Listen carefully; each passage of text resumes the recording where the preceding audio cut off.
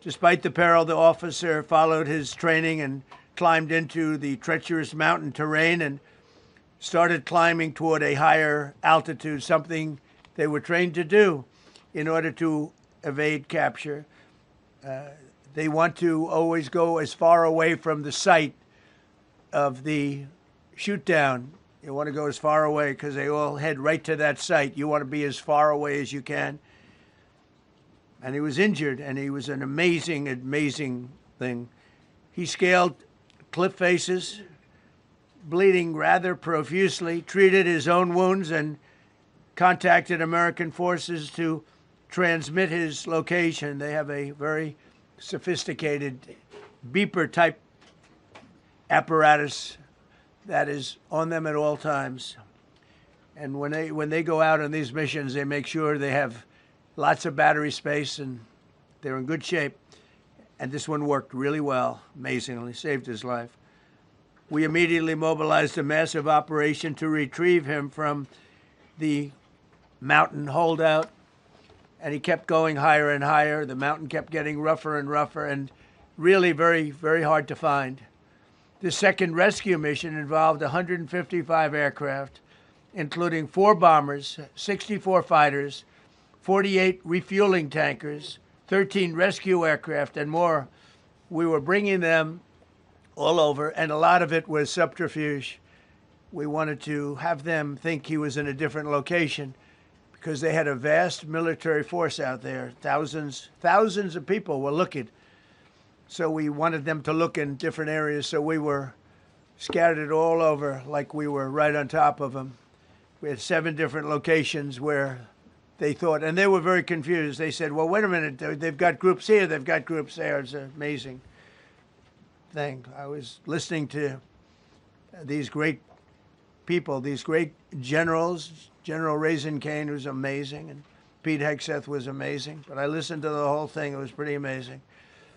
So they had all these different sites where everybody thought he was located. We think we have him over there because they have 9 planes circling a little area that's 25 miles down the coast. So in a breathtaking show of skill and precision, lethality and force, America's military descended on the area, the real area, engaged the enemy, rescued the stranded officer, destroyed all threats, and exited Iranian territory while taking no casualties of any kind. The heroic F-15 weapon system officer had evaded capture on the ground in Iran for almost 48 hours. That's a long time when you're in tough shape and when you're bleeding. It's a long time. When we left, as you probably know, we had 2 large planes, pretty old planes. It carried a lot. We needed a lot more equipment going in than coming out, obviously, because going in, we needed to be able to scale mountains. And we had a lot of equipment. But the sand was sandy, wet sand. So we thought there may be a problem taking off because of the weight of the plane. And then we also had all the men jumping back onto the planes. And they got pretty well bogged down. And we had a contingency plan, which was unbelievable, where lighter, faster aircraft came in, and they took them out. We blew up the old planes.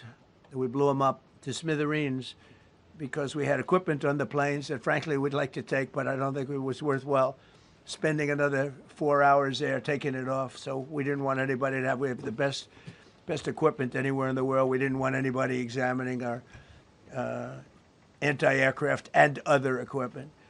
So these were large planes that were old and pretty old, and we blew them up. And we had faster, lighter planes come in, and they were able to land on the sand. We needed the bigger planes because we had so much equipment that we needed. We took 3 helicopters over there, which were very strongly used and couldn't have lived without them. They did, and they performed unbelievably well. And if you'd see it, you wouldn't believe it. They came off the plane, and these guys had them. The rotors were off. They rebuilt these helicopters in less than 10 minutes. And that was one of the more amazing things.